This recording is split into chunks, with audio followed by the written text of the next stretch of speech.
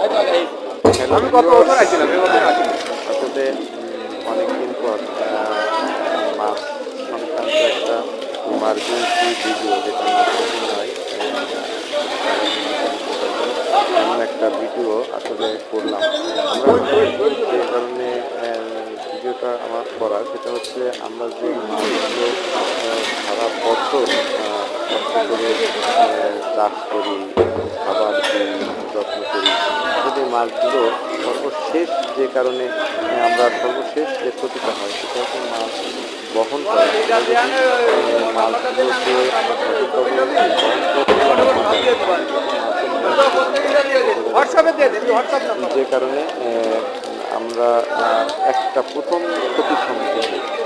আসলে এই যে আমরা অক্সিজেন গাড়িতে করে অক্সিজেন দিয়ে মাছগুলো নিয়ে যাই, দেখেন আমার মাছগুলো আমি আজকে বাজারে নিয়ে গেছি।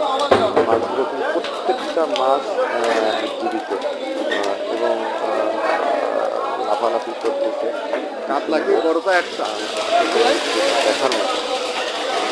যে কারণে এই যে জীবিত অবস্থায় মাছগুলো আমি নিয়ে গেছি, এতে দেখা যাচ্ছে কি যে আমার মাছগুলো কমপক্ষে মন প্রতি 1,000 থেকে 1,500 টাকা বেশি বিক্রি হবে। এবং ব্যাপারীদের চাহিদাও কিন্তু সবার নজর এই জীবিত মাছের দিকে। তখন সবাই ভিডিও জানায় মাছগুলো ছটফট করতেছে, এমনি আমরা নিচে ঢেলে দিচ্ছি গাড়ি থেকে।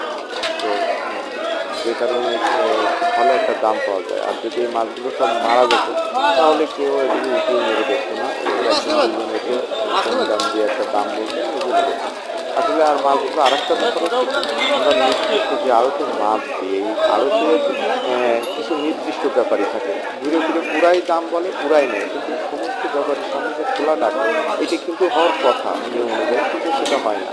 ওই যে আড়তে কিছু সিন্ডিকেট আছে ব্যাপারীদের এবং আড়তদারদের ভিতরে, পুরো প্রত্যেক বাজারে আসলে এই সিন্ডিকেটটা, যে কারণে ওই মাছগুলো ওইভাবে আসলে বিক্রি করে আমরা ওইভাবে লাভবান, কারণ কি মাছগুলো ওরা যে আড়তের যে ব্যাপারে, তারাই শুধু টাকা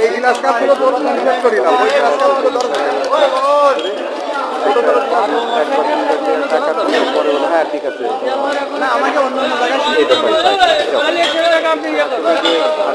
ব্যাপারী একের পর এক ডাক দেয়, আর যত সামর্থ্য সেরকম ডাক দেয়। এই কারণেই একটু মাছ চাষে করে। তো প্রিয় ভালো থাকবেন সবাই, সুস্থ থাকবেন। আল্লাহ হাফেজ।